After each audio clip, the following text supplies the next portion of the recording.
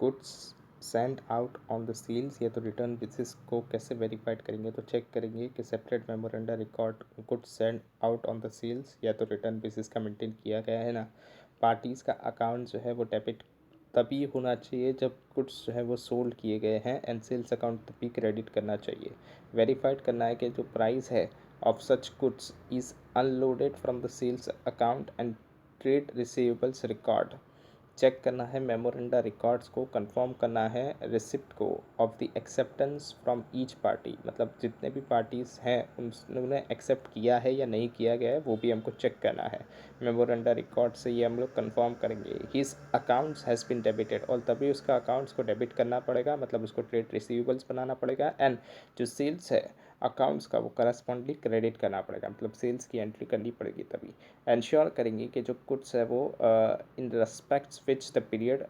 Of approval has expired, अगर approval का period expired हो गया है एट द ईयर एंड पे, तो दो सिचुएशन हो सकती है, या तो रिसीव बैक हो जाएंगे गुड्स, यानी गुड्स वापस आ गए हैं, उस केस में सेल्स नहीं हुआ कहलाएगा, या तो कस्टमर्स का अकाउंट डेबिट कर दिया जाएगा, मतलब कि सेल्स हो गया होगा, ट्रेड रिसीवेबल्स के तौर पर कस्टमर्स का अकाउंट डेबिट कर दिया जाएगा। कंफर्म करना है हमको इन्वेंट्रीज ऑफ द गुड्स जो कि सेंड किया गया है on the approval basis, the period of the approval in respect of which had not expired till the end of the year lying with the parties, मतलब year and के ऊपर जो भी अप्रूवल का पीरियड है वो एक्सपायर्ड नहीं हुआ है, तो उस केस के अंदर क्या होगा, तो क्लोजिंग इन्वेंटरीज़ के अंदर पड़ी हुई होनी चाहिए, हमारी इन्वेंटरीज़ के अंदर ये दिखना चाहिए, तो वो भी कंफर्म कर लेना है कि ये इन्वेंटरीज़ के अंदर दिख रहा है ना। बोरोइंग्स फ्रॉम द बैंक्स, इसके अंदर क्या आता है, तो बोरोइंग्स कैसे उठाती है कंपनी, ओवरड्राफ्ट लिमिट से उठाती है या तो टर्म लोन से उठाती है। ईच केस के अंदर जो बोरोइंग्स है उसको वेरीफाइड किया जाएगा, कैसे रिकनसाइल करना है बैलेंस को, ओवरड्राफ्ट या तो लोन अकाउंट का, किसके साथ, पासबुक के साथ कर सकते हैं या तो कंफर्म कर सकते हैं लास्ट मेंशन बैलेंस को, कैसे ऑब्टेन करते हुए सर्टिफिकेट, किससे सर्टिफिकेट लेंगे, बैंक से सर्टिफिकेट लेंगे। शोइंग द बैलेंस, बैंक हमको बताएगी कि बैलेंस कितना है in the accounts as at the year end पे।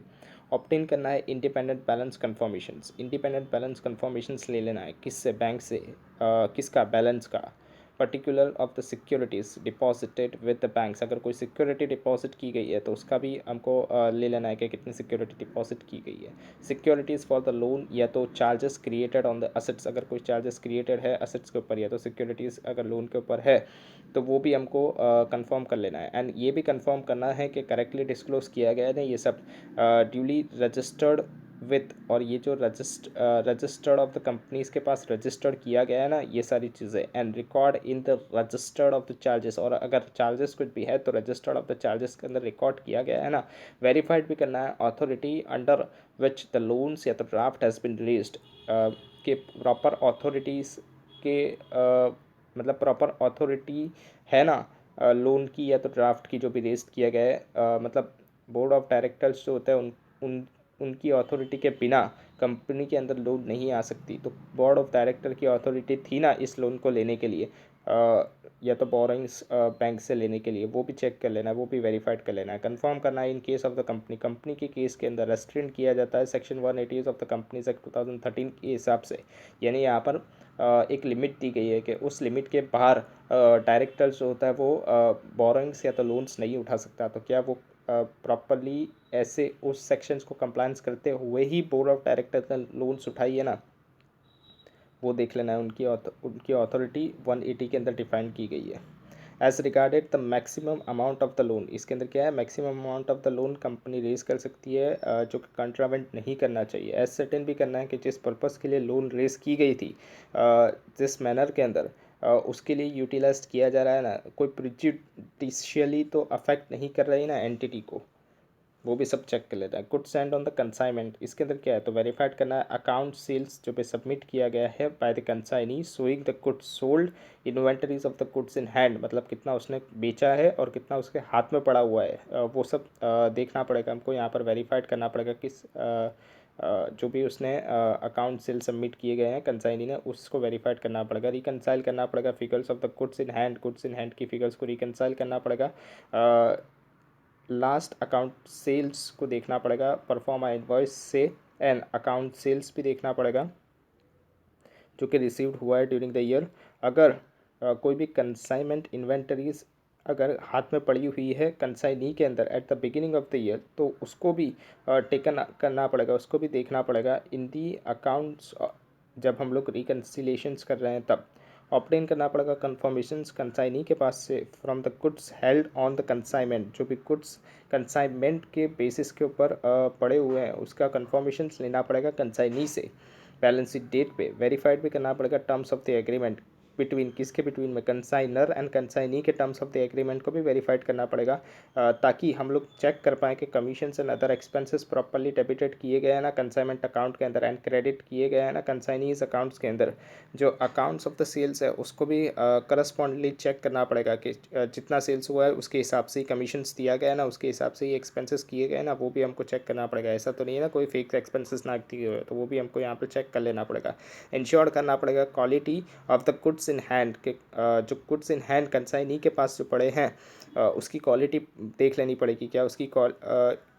क्वांटिटी, सॉरी उसकी क्वांटिटी देख लेनी पड़ेगी कि कितने क्वांटिटी के गुड्स कंसाइनी के हाथ में अभी पड़े हुए हैं इन्वेंटरी के तौर पे, और उसको किस पे वैल्यू किया गया है। Cost plus proportionate non recurring expenses पे वैल्यू किए गए। यहाँ पर नॉन रिकरिंग एक्सपेंसेस में क्या आएगा, तो फ्रेट आ गया, डॉक ड्यूज आ गया, कस्टम ड्यूज आ गया, एक्सेट्रा आ गया, unless the value is lower, जब तक वैल्यू लोअर नहीं होती। यहाँ पर AS2 के हिसाब से जो cost on NRV whichever is lower के हिसाब से करना होता है। तो यहाँ पर क्या आएगा, most of the time cost जो हमको दी गई cost plus proportionate non recurring expenses उसके हिसाब से इन्वेंटरी वैल्यूड होगी, क्योंकि वहाँ पर NRV ज़्यादा ही होती है। लेकिन अगर NRV लोअर निकल जाती है तो inventories in the hand consignee के हाथ में जो पड़ी है उसको नेट रियलाइजेबल वैल्यू के ऊपर बेस करना पड़ेगा। तो उसको नेट रियलाइजेबल वैल्यू के अंदर दिखाया गया है या नहीं दिखाया गया है वो भी देखना पड़ेगा। ऑल्सो अलाउंस जो है वो भी करना पड़ता है डैमेज या तो एब्सोल्यूट गुड्स के लिए, तो वो भी प्रॉपर्ली किया गया है ना, वो भी हमको देखना पड़ेगा। सी that the goods in the hand, जो भी गुड्स हाथ में पड़े हुए हैं कंसाइनी के,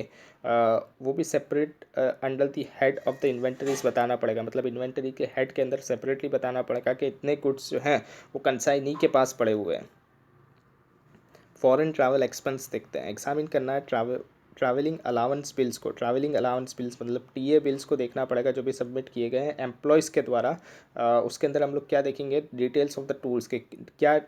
डिटेल्स है टूर्स की, मतलब कहाँ गए थे टूर पे वो देखना पड़ेगा। डिटेल्स देखनी पड़ेगी कि कितना एक्सपेंस किया गया है एक्सेट्रा। वेरीफाइड करना पड़ेगा टूर प्रोग्राम को, क्या टूर प्रोग्राम प्रॉपर्ली ऑथोराइज्ड थी ना बाय द कम्पिटेंट अथॉरिटी, मतलब जो भी अथॉरिटी थी कम्पिटेंट अथॉरिटी उसने उसको ऑथोराइज्ड किया गया है ना, वो भी वेरीफाइड करना पड़ेगा। TA बिल्स जो है उसको भी चेक करना पड़ेगा कि उसको चेक किसके साथ करेंगे आप लोग,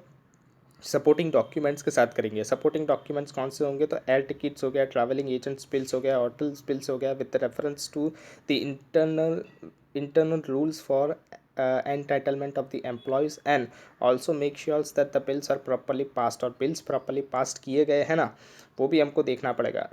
ऐसा तो नहीं ना कोई बिल पास नहीं हुआ और उसका भी एक्सपेंसेस को डेबिट कर दिया गया और एम्प्लॉयज़ के अकाउंट्स के अंदर उसको पैसे दे दिए गए, वैसा तो नहीं है ना, वो भी देख लेना पड़ेगा हमको। See that the tools report accompanied the TA bills. Tour report accompanied करना चाहिए TA बिल्स के साथ, ट्रैवलिंग अलाउंस के बिल्स होने चाहिए। टूर रिपोर्ट जो है वो किस पर्पस के लिए की गई थी वो भी आपको देखना पड़ेगा। Satisfied that the purpose of the tours as shown by the tour report conforms to the authorizations for the tours, मतलब प्रॉपर ऑथोराइज करके ही टूर की गई थी ना, वो भी हमको देखना पड़ेगा, उससे भी हमको सेटिस्फाइड होना पड़ेगा। चेक करना पड़ेगा reserve bank of India permission, यानी अगर कोई फॉरेन मॉडर्न टूर की है तो रिजर्व बैंक ऑफ इंडिया की परमिशन के हिसाब से ही फॉरेन के अंदर स्पेंडिंग की गई है ना, वो भी देखना पड़ेगा। If necessary for withdrawing the foreign exchange, जब भी ज़रूरी होता है विड्रॉल करना फॉरेन एक्सचेंज को, for a company the amount of the foreign exchange spend, कितना अमाउंट फॉरेन एक्सचेंज के ऊपर स्पेंड किया जाएगा वो भी डिस्क्लोज सेपरेटली किया गया है ना। फॉरेन एक्सपेंस के ऊपर कितना अमाउंट स्पेंड किया गया है उसको भी सेपरेटली डिस्क्लोज करना पड़ेगा, और उसको भी सेपरेटली डिस्क्लोज किया गया है ना, वो हमको चेक करना पड़ेगा इन दी अकाउंट्स जो रिक्वायर्ड है as per schedule 3 of the companies act 2013 के हिसाब से। एंड AS11 का भी कंप्लाइंस किया गया है ना, effects of the changes in the foreign exchange वो भी हमको देखना पड़ेगा। Receipts of the capital subsidiary check करना पड़ेगा। Applications made for the claim of the subsidiary to ascertain the purpose and the scheme under which the subsidiary has been made available, examine करना पड़ेगा document जो भी grant किए गए हैं subsidiary के लिए, and the note the conditions attach with the same relating to its use, और उसका क्या यूज है, उसको कहाँ यूज़ किया गया है उसका भी हमको देखना पड़ेगा, एक्सेट्रा। इंश्योर करना पड़ेगा कंडीशंस जो भी फुलफिल की गई है, एंड अदर टर्म्स स्पेशली जहाँ पर स्पेसिफिक असेस होती है, या तो setting up of the factory होती है स्पेसिफिक लोकेशन के अंदर, तो वहाँ पर क्या होता है, तो वहाँ पर कंडीशन होती है, तो क्या उन कंडीशन को फुलफिल किया गया है ना, वो भी देखना पड़ेगा। चेक करना पड़ेगा relevant entities for the receipt of the subsidiary, जो भी रिलेवेंट एंटिटीज की रिसिप्ट होती है सब्सिडीज की, उसको भी चेक करना पड़ेगा, क्या वो रिसिप्ट हमारे नाम की है ना, वो देखनी पड़ेगी। चेक करना पड़ेगा compliance with the requirement AS12 के हिसाब से। AS12 क्या होता है, account for the government grants, grant की भी अकाउंट जो भी मिलती है गवर्नमेंट के पास से, उसको AS12 डील करता है, तो उसके हिसाब से जब कंप्लायंस किया गया है ना, that is whether it is related to the specific amount or in form of the promoters contributions, and accordingly accounted for as also compliance with the disclosure requirement। मतलब वहाँ पर क्या चीज़ें दी गई थी कि ये तो होती है स्पेसिफिक अमाउंट के तौर पर मिली है, या तो form of the promoter contribution के तौर पर मिली है, किस बेसिस के ऊपर ये सब्सिडी मिली है, उस बेसिस के हिसाब से अकाउंटिंग की जानी चाहिए, तो उसका भी कंप्लायंस किया गया ना, उसका भी डिस्क्लोजर प्रॉपर्ली किया गया है ना, वो सब हमको यहाँ पर चेक करना पड़ेगा। Provisions for the income tax देखते हैं, ऑब्टेन करना है कंप्यूटेशंस इनकम का एंड इनकम टैक्स का, जो कि प्रिपेयर किया जाएगा किसके द्वारा, एंटिटीज़ के द्वारा, एंड वेरीफाइड भी करना है वेदर क्या वो as per income tax act 1961 के हिसाब से एंड उसके रूल्स जो भी दिए गए हैं उसके हिसाब से है ना। रिव्यू करना है एडजस्टमेंट को, एक्सपेंसेस को, डिसअलाउंस को, स्पेशल रिबेट्स को, पर्टिकुलरली रेफर करना है लास्ट अवेलेबल कंप्लीटेड असेसमेंट से, मतलब लास्ट अवेलेबल कंप्लीटेड असेसमेंट से हमको इसको चेक करना पड़ेगा, एग्जामिन करना पड़ेगा रिलेवेंट रिकॉर्ड्स को, डॉक्यूमेंट्स को जो पर्टेन करेंगे to the advance tax, self assessment tax and the other demand, मतलब इनके डॉक्यूमेंट्स भी हमको देखने पड़ेंगे। कंप्यूट करना पड़ेगा tax payable as per the latest applicable rate, जो भी टैक्स पेबल है लेटेस्ट एप्लीकेबल रेट के हिसाब से ही है ना in the finance act. Ensure करना पड़ेगा कि जो ओवरऑल प्रोविजंस है on the date of the balance sheet, जो भी प्रोविजंस बनाया है date of the balance sheet पे, क्या वो एडिक्वेट है। Regarding to the current year provisions को भी देखना पड़ेगा, एडवांस टैक्स जो भी पेड किया गया है उसको भी देखना पड़ेगा, असेसमेंट ऑर्डर्स को भी देखना पड़ेगा, एक्सेट्रा। इंश्योर करना पड़ेगा कि रिक्वायरमेंट पे AS22 के हिसाब से DTA होता है on the account of the taxes on the income, उसको भी अप्रोप्रिएटली फॉलो किया गया है ना पीरियड के अंदर, जब हम लोग ऑडिट कर रहे हैं उस पीरियड के लिए, उस पीरियड का। Vouching of the payment of the tax, payments on the accounts of the income tax and other taxes consequent upon a regular assessment should be verified, मतलब इसको भी वेरीफाइड करना पड़ेगा। रेफर करना पड़ेगा copies of the assessment order, assessment order की copy देखनी पड़ेगी, असेसमेंट फॉर्म्स देखना पड़ेगा, नोटिस ऑफ द डिमांड्स देखनी पड़ेगी, रिसिप्टेड चलान्स देखने पड़ेंगे, मतलब जो भी चलान्स भरे होंगे कंपनी ने वो भी देखने पड़ेंगे सब, इन सब की कॉपीज़ हमको देखनी पड़ेगी। पेमेंट्स या तो एडवांस पेमेंट्स इनकम टैक्स का अगर किया गया है तो उसको भी वेरीफाइड करना पड़ेगा, किससे, नोटिस ऑफ द डिमांड से, रेसिपिएंट चलान से, जो एक्नॉलेज करेगा कि जो अमाउंट है वो पेड कर दी गई है और वो कंपनी के अंदर कंपनी के ही है। The tax the interest allowed sorry the interest allowed on the advance payment of the income tax, जब भी एडवांस पेमेंट किया जाएगा इनकम टैक्स का तो कितना इंटरेस्ट अलाउड है वो भी चेक करना पड़ेगा। इसके अंदर क्या इंक्लूड होता है, इनकम होती है एंड द पेनल्टी इंटरेस्ट होता है जो कि चार्ज किया जाता है for the non payment should be debited to the interest account, मतलब जो भी एडवांस पेमेंट किया है उसके अंदर हमको क्या क्या चेक करना पड़ेगा, income and penalty interest, panel interest sorry income and panel interest, मतलब डिले कर देते हैं तो इंटरेस्ट लगता है इसके अंदर एडवांस टैक्स के अंदर, तो वो इंटरेस्ट को भी प्रॉपरली रिकॉर्ड किया गया है ना, उसको भी डेबिट किया गया है ना इंटरेस्ट अकाउंट्स के अंदर, वो भी हमको देखना पड़ेगा। नाउ डेट्स ई पेमेंट हो गया है, इलेक्ट्रॉनिकली पेमेंट किया जाता है टैक्स का, उसका ट्रेंड चला है, तो electronic payments of the tax मतलब क्या होता है, पेमेंट ऑफ द टैक्स कैसे, इंटरनेट बैंकिंग के थ्रू जो फैसिलिटेट करता है, या क्रेडिट कार्ड या तो डेबिट कार्ड के थ्रू, मतलब इंटरनेट बैंकिंग से कर सकते हैं हम लोग, क्रेडिट कार्ड डेबिट कार्ड से कर सकते हैं हम लोग, इसको बोलते हैं हम लोग क्या, ई पेमेंट ऑफ द टैक्स। तो इसके अंदर भी हमको देखना पड़ेगा कि कंपनी के नेम पे ही किया गया है ना, कंपनी के पान कार्ड के हिसाब से ही किया गया है ना। एंटिटी कैन मेक, एंटिटी कर सकती है electronic payment of the tax from the accounts of any other person, कोई दूसरे पर्सन के अकाउंट से एंटिटी पेमेंट कर सकती है इलेक्ट्रॉनिकली टैक्स का। हाउएवर, लेकिन जो चालान होता है पेमेंट का वो किसके पान नंबर के हिसाब से होना चाहिए, एसएससी के पान नंबर के हिसाब से होना चाहिए, मतलब जो जिसका टैक्स पे किया जा रहा है उसका ही पान नंबर उसके अंदर होना चाहिए। On whose behalf the payment is made, the this should be check, और इसको ऑडिटर को चेक करना पड़ेगा। It is not necessary for the entity to make the payment of the tax from his own accounts in the authorized bank। Entity का खुद का account है authorise bank के अंदर, हो सकता है एंटिटी ने उससे ना पे करते हुए दूसरे के अकाउंट से किया हो तो वो भी चलता है वाइल वाउचिंग सच ई पेमेंट। लेकिन उसके अंदर हमको क्या देखना पड़ेगा, जब हम लोग ई पेमेंट देखेंगे तो हमको क्रॉस वेरीफाइड करना पड़ेगा कि जो पेमेंट किया गया है टैक्स का उसका चालान हम लोग देखेंगे, और उस चालान के अंदर हम लोग देखेंगे कि पान नंबर, टान नंबर एक्सेट्रा किसका किया गया है, जिसका पेमेंट करना है उसी का लगाया गया है ना, उसी का पान नंबर और टान नंबर दिया गया है ना, वो हम लोग चेक कर लेंगे ई पेमेंट ऑफ द टैक्स के अंदर। एडवर्टाइजमेंट एक्सपेंसेस को कैसे वेरीफाइड करेंगे, तो वेरीफाइड करेंगे बिल्स, इन्वॉइसेस एडवर्टाइजमेंट एजेंसी के, ताकि हम लोग इंश्योर कर पाए कि रेट जो भी चार्ज किया गया है different types of the advertisement का वो एज पर द कॉन्ट्रैक्ट है ना। Advertisement related to the client business भी देख लेंगे। इंस्पेक्ट कर लेंगे रिसिप्ट किसकी, जो भी इश्यूड की गई है एजेंसी के द्वारा, उसको भी इंस्पेक्ट कर लेंगे। एसर्टेन कर लेंगे नेचर ऑफ द एक्सपेंडिचर, किस नेचर का एक्सपेंडिचर है, रेवेन्यू एक्सपेंडिचर है, ये कैपिटल एक्सपेंडिचर है, क्या उसको प्रॉपरली रिकॉर्ड किया गया ना, मतलब ऐसा तो नहीं ना कैपिटल एक्सपेंड को रेवेन्यू एक्सपेंस में डाल दिया और रेवेन्यू को कैपिटल में डाल दिया गया, वो भी हम लोग चेक कर लेंगे यहाँ पर। एसर्टेन करेंगे पीरियड फॉर विच, जब पेमेंट इज मेड, जिस पीरियड का पेमेंट है उसी पीरियड के अंदर रिकॉर्ड किया गया है ना। ऐसा तो नहीं है ना कि प्रीपेड अमाउंट अगर कोई है तो उसको बैलेंस शीट में ले जानी है, ऐसा तो नहीं है ना प्रीपेड अमाउंट को रिकॉर्ड कर दी गई हो किसके अंदर, पीएनएल के अंदर, तो ऐसा नहीं करना है। प्रीपेड अकाउंट अगर प्रीपेड अमाउंट अगर पेड की गई है तो उसको कैरिड आउट किया गया है ना बैलेंस शीट के अंदर, वो भी एसर्टेन कर देना है। सी करना है कि सारे आउटस्टैंडिंग एडवर्टाइजमेंट बिल्स जो हैं वो प्रोवाइड किए गए हैं ना। सेल्स ऑफ द स्क्रैप के अंदर क्या देखेंगे, तो रिव्यू करेंगे इंटरनल कंट्रोल्स को regarding generation, storage and disposal of the scrap, कैसे उसका जनरेशन होता है, कैसे स्टोरेज किया जाता है और कैसे उसको डिस्पोज किया जाता है, उस सब का इंटरनल कंट्रोल हम लोग चेक कर लेंगे, रिव्यू कर लेंगे। चेक करेंगे whether the organisation is maintain reasonable record, क्या है ऑर्गेनाइजेशन रीजनेबल रिकॉर्ड मेंटेन करती है जो भी स्क्रैप जनरेट होता है उसका। एनालाइज कर लेंगे, रिव्यू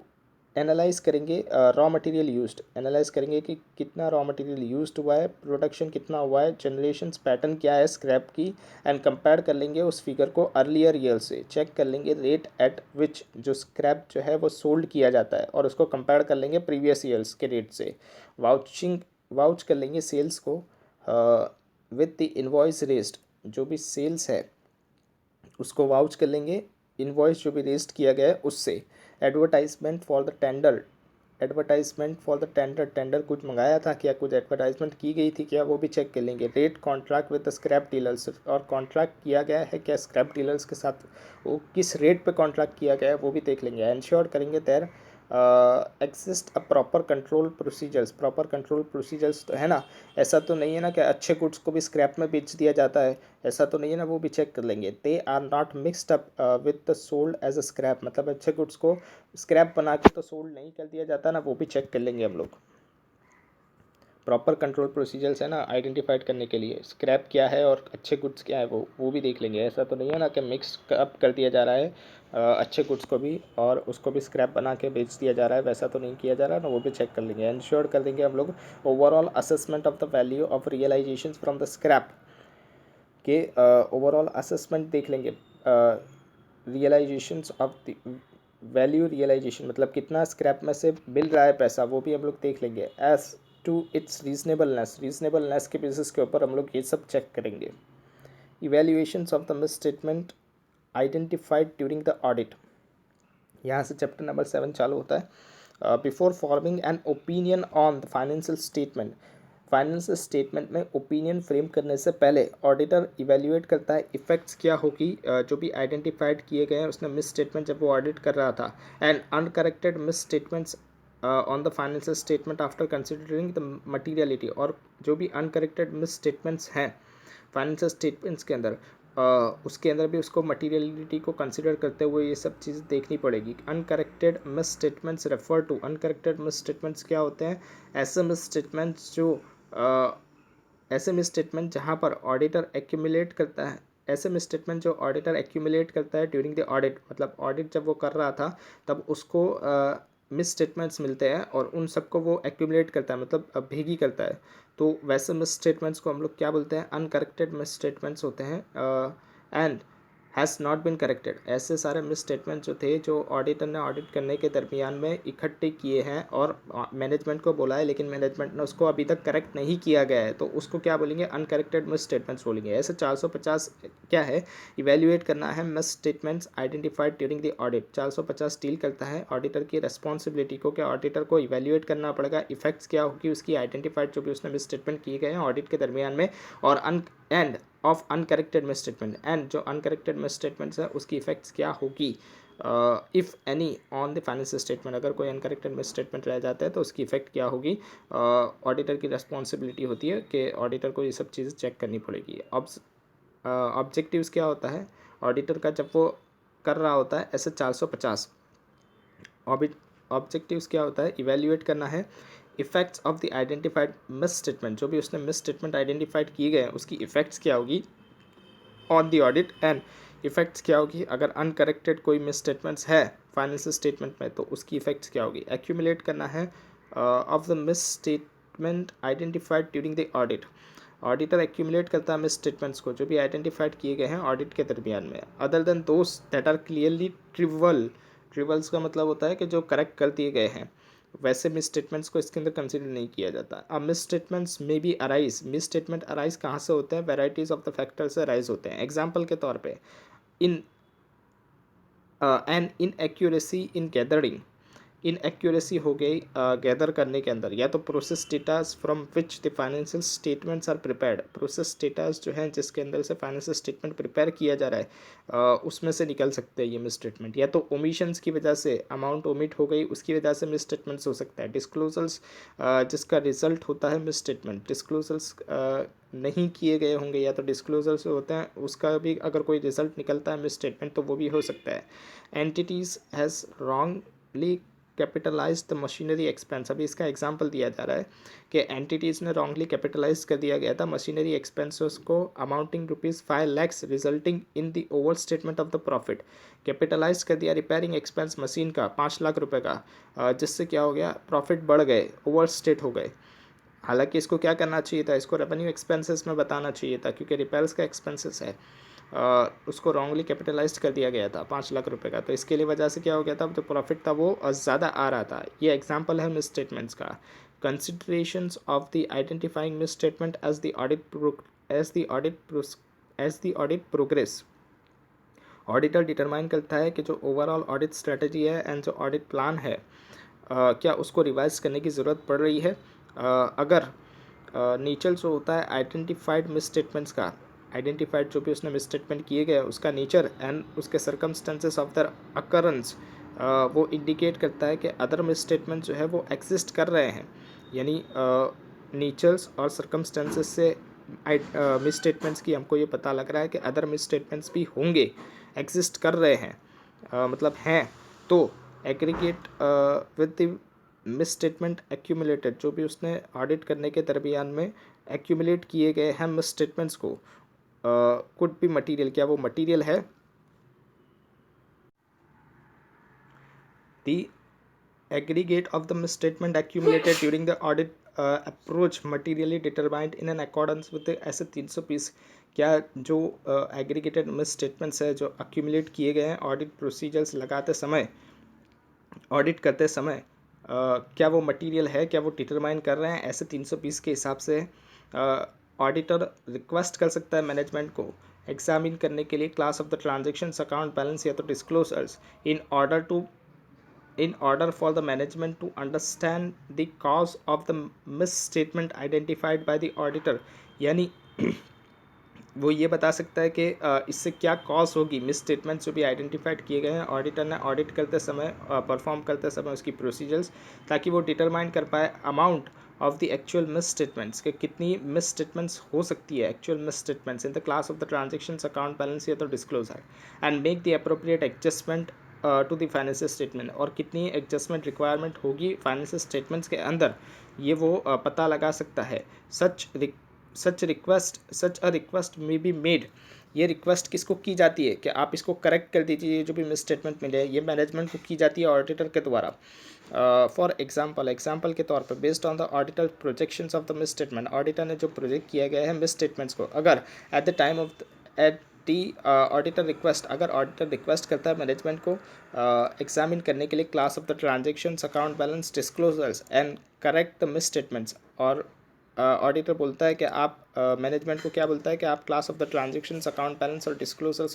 के अंदर जो भी मिस स्टेटमेंट्स है उसको करेक्ट कर दीजिए, जो भी डिटेक्ट किए गए हैं ऑडिटर ने ऑडिट करने के दरमियान में, तब तो auditor shall perform the additional audit procedures, ताकि auditor additional audit procedures perform कर पाए डिटरमाइन करने के लिए whether the misstatements remain, और अगर मैनेजमेंट ने इसको करेक्ट कर दिया है, मैनेजमेंट ने इसको करेक्ट कर दिया गया है, तो ऑडिटर अपनी एडिशनल ऑडिट प्रोसीजर लगाएगा ये देखने के लिए कि जो मिस स्टेटमेंट्स है क्या वो अभी भी रह रही है या मिस स्टेटमेंट करेक्ट हो गई है, वो देखने के लिए ऑडिटर ऑडिट प्रोसीजर्स लगाएगा। जब भी मैनेजमेंट ये बोलता है कि हमने इसको करेक्ट कर दिया गया है, तो ऑडिटर ऑडिट प्रोसीजर लगा के, एडिशनल ऑडिट प्रोसीजर लगा के ये डिटरमाइन करेगा कि मिस स्टेटमेंट जो थी वो करेक्ट हो चुकी है, क्या मिस स्टेटमेंट अभी भी है, वो देख लेगा। Communicate and corrections of the miss statements, auditor shall communicate, auditor communicate करेगा टाइमली बेसिस के ऊपर सारे मटेरियल, सारे मिस स्टेटमेंट्स को टाइमली बेसिस के ऊपर सारे मिस स्टेटमेंट्स को क्या करेगा, कम्युनिकेट करेगा auditor. Accumulated during the audit, जब जो उसने एक्यूमुलेट किए थे ऑडिट के दरमियान में, with the appropriate level of the management, किसको ये कम्युनिकेट करना है, appropriate level of the management को कम्युनिकेट करना है। अनलेस, जब तक प्रोहिबिट नहीं किया जाता लॉ या तो रेगुलेशंस के द्वारा, तब तक appropriate level of the management को ये जो भी एक्यूमुलेटेड मिस स्टेटमेंट्स थे ये कम्युनिकेट करने हैं appropriate level of the management को। Auditor shall request, auditor request करता है मैनेजमेंट को कि आप इसको करेक्ट कर दीजिए मिस स्टेटमेंट्स को, टाइमली कम्युनिकेट करता है मिस स्टेटमेंट्स को appropriate level of the management को, जो कि इम्पॉर्टेंट होता है। ये एनेबल करेगा ऑडिटर को इवेल्युएट करने में वेदर के जो आइटम्स है क्या वो मिस स्टेटेड है, वो इवेल्युएट कर पाएगा ऑडिटर। इन्फॉर्म द ऑडिटर अगर डिसएग्रीड होता है अगर डिसएग्रीज होता है and take the necessary actions, अगर डिसएग्रीड होता है मतलब कि जो मैनेजमेंट है अगर वो करता नहीं है, मैनेजमेंट करेक्ट नहीं करता है, अगर मैनेजमेंट करेक्ट नहीं करता है तो ऑडिटर क्या करेगा, ऑडिटर नेसेसरी एक्शंस लेगा। या तो अगर मैनेजमेंट ये बोलता है कि हमने तो करेक्ट कर दिया गया है और ऑडिटर जब चेक कर रहा है तो ऑडिटर उससे डिसएग्री हो रहा है, तो ऑडिटर क्या करेगा, नेसेसरी एक्शंस लेगा। The corrections by the management of all the misstatements including those communicated by the auditors, ये enable करेगा मैनेजमेंट को कि मेंटेन करना है accurate accounting books and the records and reduce the risk of the material misstatements of the future financial statements because of the cumulative effects of the immaterial uncorrected misstatements related to the prior periods। यानी कि इसमें management की help हो रही है future financial statements को लेकर, और यहाँ पर रिड्यूस भी हो रहा है risk of the material miss statement अगर करेक्ट कर दिया जाता है मैनेजमेंट के द्वारा सारे मिस स्टेटमेंट्स को, जो भी ऑडिटर ने कम्युनिकेट किए गए हैं वो भी, और जो भी ऑडिटर ने कम्युनिकेट नहीं किए गए और मैनेजमेंट के ध्यान में आ गए वो भी। तो इफ़ मैनेजमेंट रिफ्यूज़, अगर मैनेजमेंट रिफ्यूज़ कर देता है इसको करेक्ट करने के लिए, सम थोड़े या तो सारे मटेरियल, सम मतलब थोड़े या तो ऑल मिस स्टेटमेंट्स, थोड़े या तो सारे मिस स्टेटमेंट्स को जो भी कम्युनिकेट किए गए थे बाय द ऑडिटर, तो ऑडिटर क्या करेगा, ऑब्टेन करेगा अंडरस्टैंडिंग, मैनेजमेंट का रीजंस देखेगा कि मैनेजमेंट क्यों इसको करेक्ट नहीं कर रहा है, and shall undertake into accounts, और देखेगा इवेल्युएट करेगा कि financial statement as a whole पे इसकी क्या इफेक्ट्स आ रही है, क्या financial statement as a whole free हो रहा है मटीरियल मिस स्टेटमेंट से। इवेल्युएट करना है effects of the uncorrected misstatement. अभी जो अनकरेक्टेड मिस स्टेटमेंट्स जो है जो मैनेजमेंट करेक्ट नहीं कर रहा है वो रह चुके हैं, तो उसका इवेल्युएशंस कैसे करेगा ऑडिटर? तो prior to evaluating the effects of the uncorrected misstatements, मतलब पहले जब अनकरेक्टेड मिस स्टेटमेंट को इवेल्युएट कर रहा है उसके पहले ऑडिटर क्या करेगा? रीअसेस करेगा मटीरियलिटी, डिटरमाइन करेगा एज पर ऐसे 320 के हिसाब से, यानी मटीरियलिटी लेवल को वो रीअसेस करेगा कि ये जो मैंने मटीरियलिटी लेवल डिसाइड की गई है ये सही तो रहेगी ना, उसको रीअसेस करेगा, क्या इसको चेंज करने की तो ज़रूरत नहीं पड़ रही है ना, वो सब देखेगा यहाँ पर। To confirm whether it remains appropriate, क्या वो अप्रोप्रिएट रहेगी ना in the context of the entity's actual financial results को लेकर। Auditor shall determine, auditor determine करेगा कि जो अनकरेक्टेड मिस स्टेटमेंट से क्या वो मटेरियल है इंडिविजुअल या तो इन एग्रीगेट्स के अंदर। इन मेकिंग द डिटर्मिनेशन, जब वो ये डिटरमाइन कर रहा होगा तो ऑडिटर को क्या कंसिडर करना पड़ेगा? साइज़ देखनी पड़ेगी, नेचर देखनी पड़ेगी कि किस साइज़ के और किस नेचर के मिस स्टेटमेंट्स हैं, दोनों को देख सकता है in relation to the particular class of the transactions को लेकर, अकाउंट बैलेंस को लेकर, डिस्क्लोजर को लेकर and the financial statement as a whole पे उसकी क्या इफ़ेक्ट्स आ रही है, and particular circumstances of their occurrence, और वो कब अकर्ड हो रहे हैं वो भी देखेगा वो, एंड इफ़ेक्ट्स भी देखेगा उसकी अनकरेक्टेड मिस स्टेटमेंट्स की relating to the prior period की कोई अनकरेक्टेड मिस स्टेटमेंट्स है उसकी क्या इफ़ेक्ट्स आ रही है relevant class of the transactions, account balance या तो डिस्क्लोजर को लेकर and the financial statement as a whole के बेसिस के ऊपर ये सब चीज़ें वो चेक करेगा, इफेक्ट्स देखेगा उसकी। कम्युनिकेट विद दोस्त charge with the governance, communicate करेगा फिर वो इसको दोस्त चार्ज विद द गवर्नेंस को। ऑडिटर कम्युनिकेट करता है those charge with the governance को अनकरेक्टेड मिस स्टेटमेंट्स को लेकर, एंड उसकी इफेक्ट्स भी देखता है वो इंडिविजुअली या तो एग्रीगेट के ऊपर क्या आ रही है, और उसका ओपिनियन जो वो ऑडिट रिपोर्ट्स के अंदर दे रहा है क्या उसके ऊपर उसका क्या इफेक्ट पड़ रहा है वो भी वो देखेगा इंडिविजुअल एग्रीगेट बेसिस के ऊपर, unless prohibited by the laws या तो रेगुलेशन, जब तक प्रोहिबिट नहीं किया जाता लॉज रेगुलेशंस के द्वारा तब तक वो ये चीज़ देखेगा। द ऑडिटर कम्युनिकेट करेगा आइडेंटिफाइड करने के लिए material uncorrectness misstatements individually. Auditor communicate करता है जो भी उसने आइडेंटिफाइड किया है materially uncorrected misstatements individually. Auditor shall request that the uncorrected misstatement be corrected, और ऑडिटर क्या करेगा? दोस्त चार्ज विद द गवर्नेंस को बोलेगा कि ये जो भी अनकरेक्टेड मिस स्टेटमेंट है इसको करेक्ट कर दो, ऐसी भी रिक्वेस्ट करेगा। Auditor shall also communicate, auditor और क्या कम्युनिकेट करेगा कि दोस्त चार्ज विद द गवर्नेंस को कि इफेक्ट जो होती है अनकरेक्टेड मिस स्टेटमेंट्स की relating to the prior period on the relevant class of the transactions, account balance या तो डिस्क्लोजर, अगर कोई प्रायर पीरियड की है अनकरेक्टेड मिस स्टेटमेंट जिसका इफेक्ट्स आ रहा है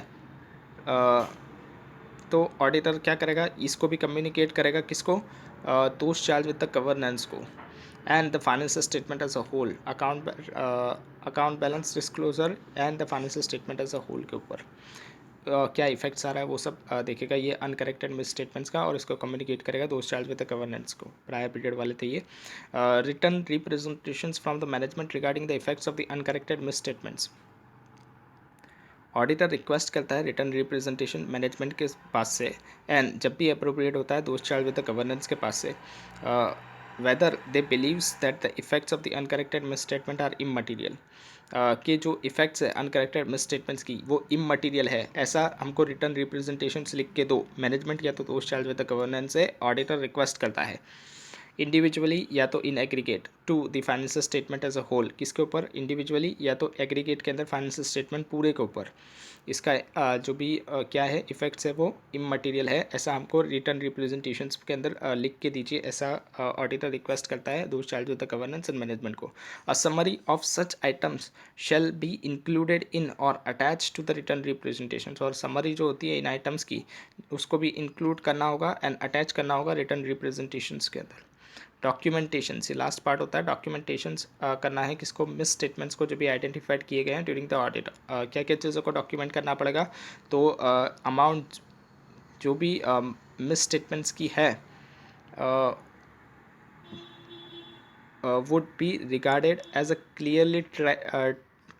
ट्रिवल्स, मतलब ऐसी amount below which the misstatement would regarded as a clearly trivials, मतलब ऐसी मिस स्टेटमेंट जो थी जिसको क्या कर दिया गया है, जिसको ट्रिवल कर दिया गया है मतलब करेक्ट कर दिया गया है, तो उसकी अमाउंट्स भी ऑडिटर क्या करेगा?